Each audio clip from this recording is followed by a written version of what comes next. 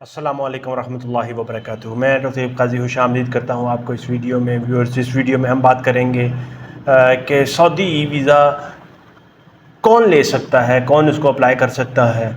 तो याद रखें, पहले मैं आपको ये बताता चलूँ कि सऊदी वीज़ा एक ऐसा वीज़ा है जो कि 1 साल का मल्टीपल एंट्री वीज़ा है, और जिन ख़वातीनो हज़रात के पास, जिन लोगों के पास ये वाला सऊदी वीज़ा होता है, वो सऊदी अरब में किसी भी टाइम 1 साल के अरसे के दौरान किसी भी टाइम सऊदी अरब में आ सकते हैं। आके वहाँ पर अप टू 90 डेज़ 3 महीने के लिए वहाँ पर रह सकते हैं, वहाँ पे टूरिज़म के लिए घूम सकते हैं, वहाँ पे सऊदी अरब को एक्सप्लोर कर सकते हैं, वहाँ पे ज़ियारतों के लिए जा सकते हैं, वहाँ पे कल्चरल एक्सचेंज कर सकते हैं, और उसके साथ साथ वहाँ पे सबसे बड़ी बात कि वहाँ पे जाकर उम्रे अदा कर सकते हैं। जब दिल करे, जितनी दफ़ा दिल करे, आप वहाँ पर जाके उम्रा अदा कर सकते हैं। आपने कोई एक्स्ट्रा वीज़ा लेने की ज़रूरत नहीं है। आपने एक दफ़ा वीज़ा ले लिया, उसके बाद आप जब दिल करे टिकट लें, आप सऊदी अरब जाएँ, 3 महीने के लिए वहाँ पर रहें।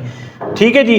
तो अब बात कर लेते हैं कि ये वाला वीज़ा जो है कौन कौन से ममालिक जो है वो अप्लाई कर सकते हैं। क्या ऐसे ममालिक हैं, कौन कौन से ऐसे ममालिक हैं जो कि इसको अप्लाई कर सकते हैं वीज़ा को। याद रखें कि दुनिया के तकरीबन 66 ममालिक ऐसे हैं जो कि वीज़ा को अप्लाई कर सकते हैं। उनमें ज़्यादातर जो ममालिक हैं वो अमेरिका के, यूरोप के ममालिक जो हैं वो शामिल हैं। तो अब बात कर लेते हैं इसके प्रोसीजर की बात कर लेते हैं। तो इसका प्रोसीजर बहुत ही ज़्यादा सिंपल, बहुत ही ज़्यादा आसान है। आपने वीज़ा अगर अप्लाई करना है तो आपने visa.visitsaudi.com की वेबसाइट पे जाना है। वहाँ पे जाके आपने फॉर्म फिल करना है, आपने पेमेंट करनी है, ऑनलाइन पेमेंट आपने करनी है। आप क्रेडिट कार्ड से पेमेंट कर सकते हैं, पेमेंट करनी है। उसके बाद आपने अपना जो है अपना वीज़ा जो है ना, आपको आपकी ईमेल बॉक्स में आपको आ जाएगा वीज़ा। उसके बाद आपको कोई पासपोर्ट के ऊपर स्टैंप करवाने की, पासपोर्ट को एम्बेसी में जमा करवाने की किसी तरह की कोई ज़रूरत बिल्कुल भी नहीं है। बात करें कि एलिजिबल कंट्रीज़ की, कौन कौन से ममालिक सऊदी वीज़ा को अप्लाई कर सकते हैं, उसमें सबसे पहले बात जो मुल्क आ रहा है वो है बहामस, उसके बाद Barbados, Canada, Grenada, Panama, Saint Kitts and Nevis, उसके बाद यूनाइटेड स्टेट्स।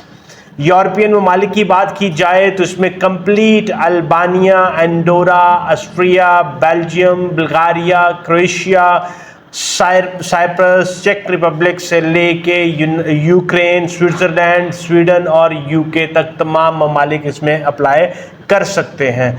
उसके बाद बात करें अगर एशिया की, तो एशिया के ममालिक भी सऊदी वीज़ा को अप्लाई कर सकते हैं, जिसमें Azerbaijan, Brunei, China, Japan, Kazakhstan, Kyrgyzstan, Malaysia, Maldives, Singapore, South Korea, Tajikistan, Thailand, तुर्की और उज़्बेकिस्तान के ममालिक। अफ्रीकी ममालिक बिल्कुल थोड़े हैं, जैसे कि मोरितानिया, सिचलीज़ और साउथ अफ्रीका। और ओशियाना की बात करें तो ऑस्ट्रेलिया और न्यूजीलैंड, ये वो वाले ममालिक हैं जो सऊदी वीज़ा को अप्लाई कर सकते हैं। इनके अलावा जो तमाम ममालिक जो इस लिस्ट में शामिल नहीं हैं, उनको ये परमिशन नहीं है कि वो वीज़ा अप्लाई कर सकें। इसलिए या तो उनको अगर टूरिस्ट वीज़ा या विज़िट वीज़ा चाहिए तो वो एम्बेसी के साथ उनको रब्ता करना पड़ेगा, या उनका जो सऊदी गवर्नमेंट का ऑफिशियल रिप्रेजेंटेटिव है उसके साथ बात करनी पड़ेगी। ठीक है जी। ये था आज का हमारा वीडियो का टॉपिक। मुझे यही मिशन है कि मैं आपके लिए आसानियाँ पैदा करता रहूँ। मुझे अपनी दुआ में ज़रूर याद रखें। अल्लाह ताला आपके लिए आसानियाँ करें इंशाअल्लाह ताला। इस वीडियो को ज़रूर लाइक, शेयर और चैनल को सब्सक्राइब करें। मुझे डॉक्टर काजी को इजाज़त दें। अस्सलामु अलैकुम रहमतुल्लाहि व बरकातुहू।